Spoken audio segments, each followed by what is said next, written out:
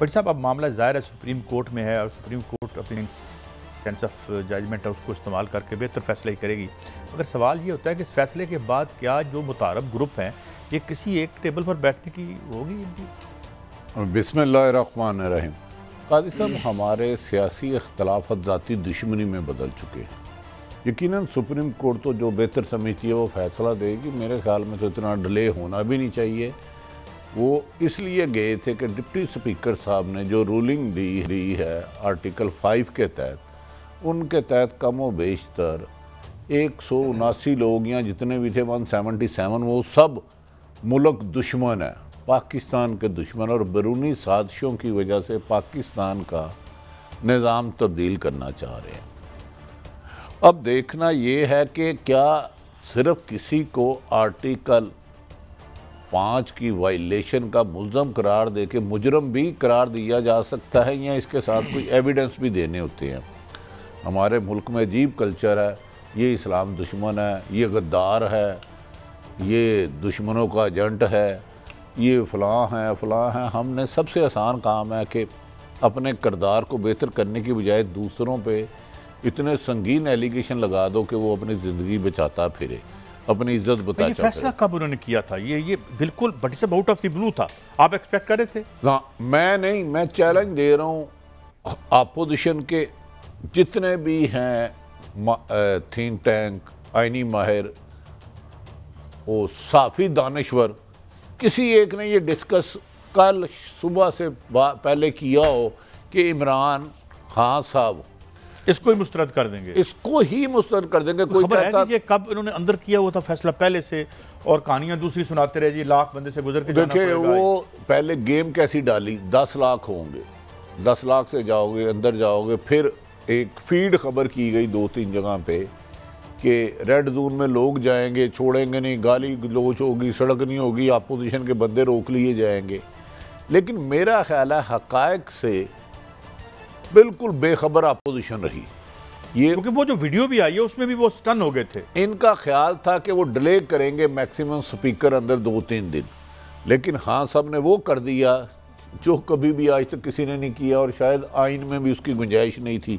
लेकिन एक वज़ीर आज़म को पाकिस्तान में आइन तोड़ना तो कोई बुरी बात नहीं है ना। अगर किसी बेचारे ने तोड़ दिया तो कोई बात नहीं, अब सुप्रीम कोर्ट वो तो सुप्रीम कोर्ट एक हमें यानी उसके पास मामला चला गया है और उसमें वो करेंगे। आप क्या समझते हैं कि आप ये समझते हैं कि बिल्कुल अपोजिशन को कोई इसका एक आयोटा भी नहीं था कि पता कि ये क्या हो रहा है? बिल्कुल आप दुरुस्त कह रहे हैं, मगर मैं एक सॉरी आपकी बात से ज़रा हट के एक बात करना चाह रहा हूँ। मैं समझता हूँ जो पाकिस्तान का जो एक सिटीज़न का केस भी कोई लड़ना चाहिए किसी को। इस वक्त एक अपोजिशन है, वो कह रही है कि आर्टिकल 6 और आर्टिकल 5 की लड़ाई है, दोनों बहने हैं।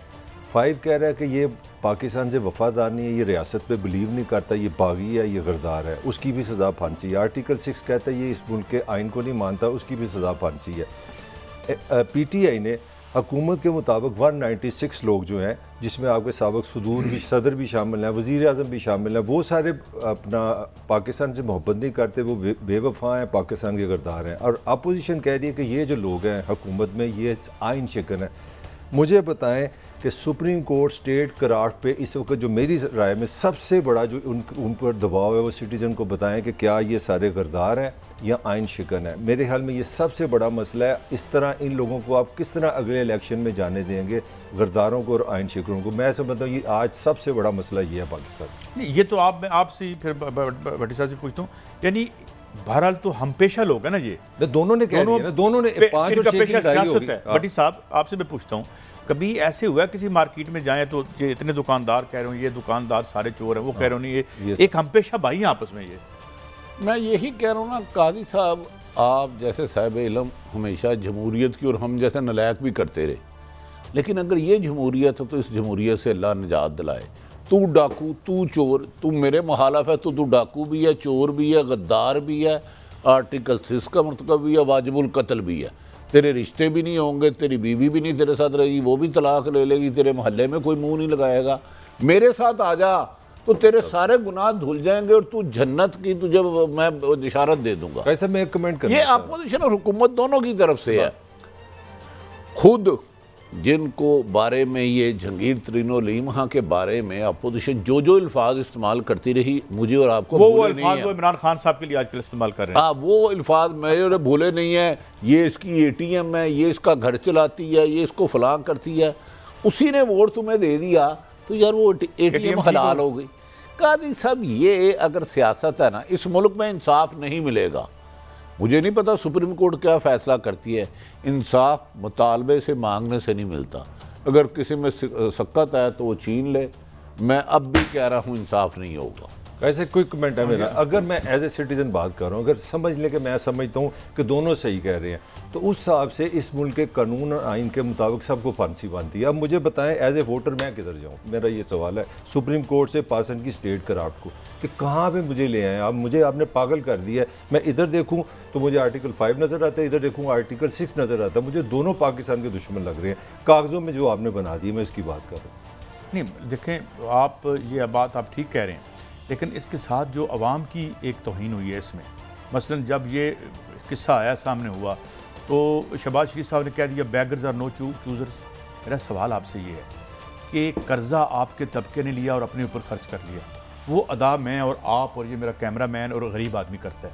130 बिलियन डॉलर आपने अशराफिया ने हमारे नाम पे कर्जा लेके खुद खा लिया और उसके बाद अवाम को कहा कि तुम भिखारी हो। बड़ी साहब देखिए काजी साहब, आप ना थोड़ा सा ज़्यादती कर रहे हैं। अच्छा, इमरान खान ने बेगर्स, फ़कीर, यतीम, घटिया मुझे आपको कहा, खुद तो खरबों के मालिक है। शहबाज शरीफ, सॉरी शहबाज शरीफ, माफ़ी चाहता हूँ। शहबाज शरीफ साहब ने भिखारी हमें अमेरिका का गुलाम का तो हमारे गले में डाला, अपने में नहीं डाला। डू यू थिंक वो भिखारी हैं अमेरिका के? उनकी प्रॉपर्टी का आप पाकिस्तानी रिपोर्ट में जिक्र कर दें तो मैं आपको लाख रुपए इनाम दूंगा। शहबाज शरीफ और उनके अहले खाना की प्रॉपर्टी भिखारी मैं और आप हैं। ये 22 करोड़ अवाम है जो इनको लीडर मानती है। एक बात मुझे बताएं, नहीं तो, मैं तो इस सिस्टम में 35 साल, मैं हूं, इमरान खान हो, कोई भी हो, ये मैं हूं, इस सिस्टम में पॉलिटिक्स करके अरबपति बन गया हूं। कौम मेरी भिखारी बन गई है। एक मुल्क में रहते हैं, एक माशी निज़ाम है, इसका मैं क्या मतलब लूँ? देखिए, मैं ये गुजारिश की है, ये लीडर अरब खरबपति तभी होंगे ना कौम भिखारी होगी, क्योंकि तुम्हारे नाम पर जो बैरून मुल्क से पैसे आएंगे खा ये जाएंगे 90%। मुझे मज़ा तब था कि शहबाज शरीफ साहब कहते वाकई अगर अमेरिका से तल्लुकात अच्छे ना रखे मेरे घर का किचन बंद हो जाएगा, मैं गैस का बिल नहीं दे सकूँगा, मैं बिजली का बिल नहीं दे सकूँगा, मेरी गाड़ी में पेट्रोल नहीं पड़ सकेगा, मैं एक जैसे 200 सूट नहीं सिला सकूँगा। उन्होंने आपको कहा कि तुम सब मेरे गुलाम हो और मैं अमेरिका का गुलाम हूँ, लिहाजा अमेरिका की गुलामी से बग़ैर तुम जिंदा नहीं रह सकते। ये उन्होंने पाकिस्तानी कौम को एक मैसेज दिया है कि बच्चों, मैंने अमेरिका की गुलामी लेके तुम्हें इमरान खान को उठाना है और उसके बाद मैंने तुम्हारा हाकम बनना है, मैं अमेरिका की गुलामी करूँगा, तुम मेरी गुलामी करोगे।